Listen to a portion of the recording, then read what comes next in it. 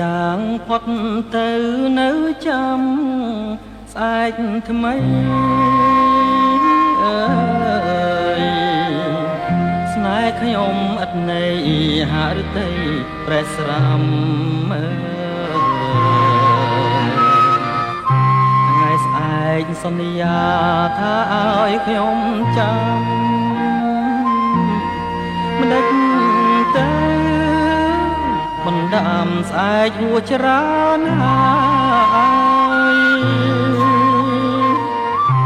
ស្អែក10ស្អែក20ស្អែកស្រីសន្យាអើយស្អែកខ្លាំងវិចាថាឈប់ឆ្លងឆ្លើយអើយស្អែកដែលស្រីផ្ដាំចាំហួងច្រើនហើយស្អែកណាទើបឆ្លើយឲ្យខ្ញុំផុតទ្រាំស្អែកច្រើនហួងទៅនៅចាំស្អែកទៀត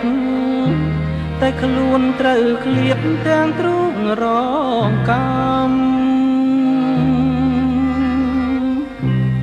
អូរ៉ាស្ទើបាច់ព្រោះស្អែកមិនចាំលេងអងមន់ដាំឲ្យខ្ញុំខូចចិត្តណាស់គួរឲ្យស្ដាយដែរស្ដាយស្នេហ៍ស្មងត្រង់អើយមិនគួរឆោមយងស្រីមិនអាណិតណាបើនៅមានស្អែកតែស្អែកមិនពិតក្នុងមួយជីវិតគិនថាលីហើយ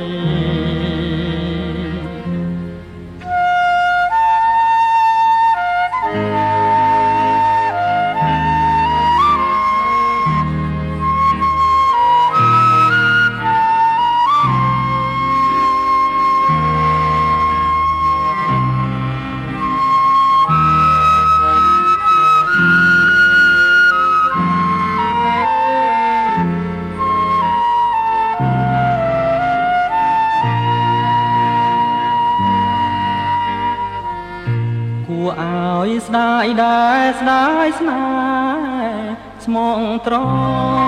ង់អើយមិនគួរឆោមយងស្រីមិនអាណិត